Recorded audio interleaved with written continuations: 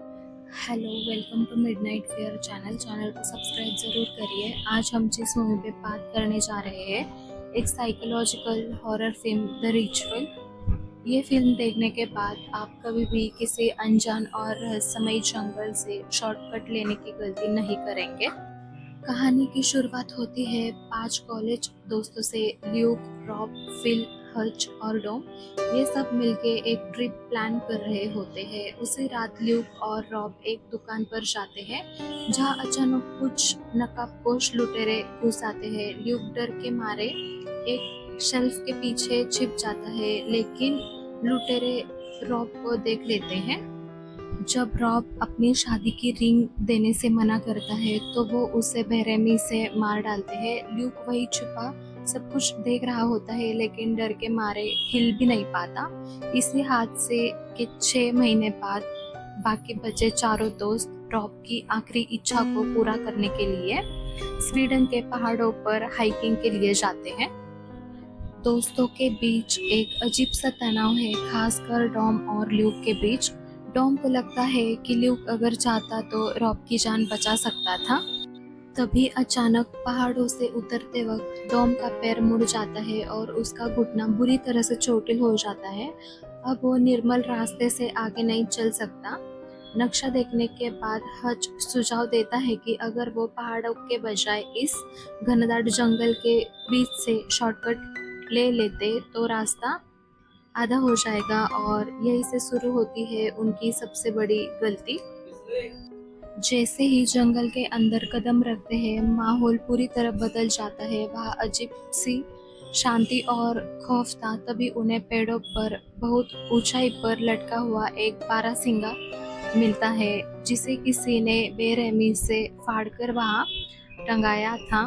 उसे देखकर साफ था कि इस जंगल में कोई बहुत बड़ी और खतरनाक चीज मौजूद है।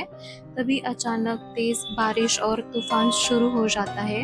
रात गुजारने के लिए उन्हें जंगल के बीच एक पुरानी लावारिस झोपड़ी मिलती है।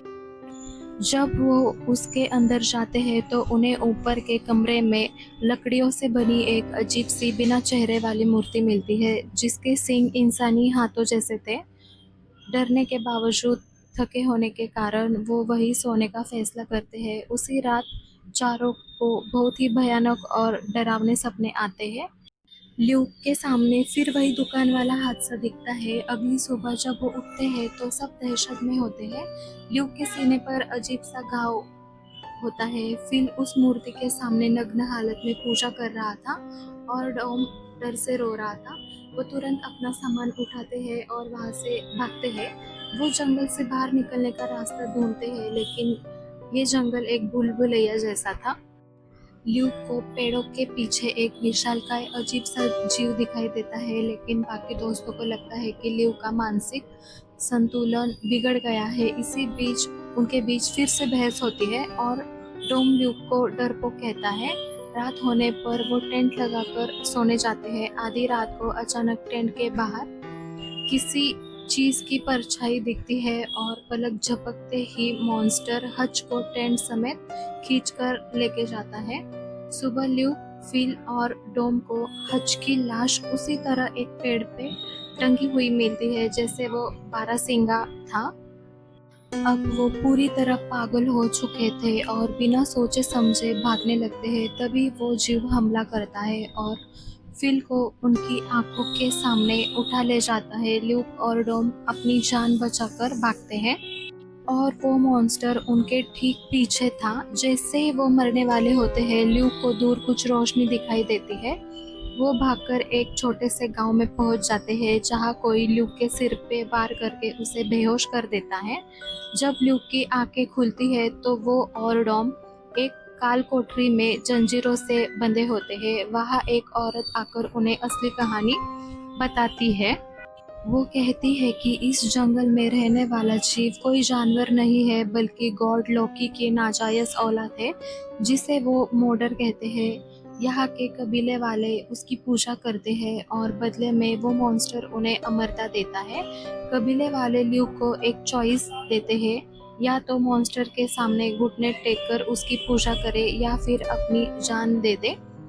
ल्यूक के अंदर जो अपने दोस्त को ना बचाने वाला पश्चाताप और दर्द था, उसकी वजह से मॉन्स्टर ने उसे अपने कबीले के लिए चुना है। लेकिन डोम को वो रिजेक्ट कर देता है। डोम को बाहर ले जाकर एक लकड़ी के ढांचे पर बांध दिया जाता है। ल्यूक बेबस होकर देखता है कि वो कैसे विशाल इंसानी हाथों वाला डरावना मॉन्स्टर जंगल से बाहर आता है और डोम की बलि ले लेता है। अब ल्यूक के सिर पे सिर्फ जिंदा बचने का भूत सवार था। वो हिम्मत जुटाकर अपने हाथों का अंगूठा खुद ही तोड़ देता है और जंजीरों से हाथ बाहर निकाल लेता है।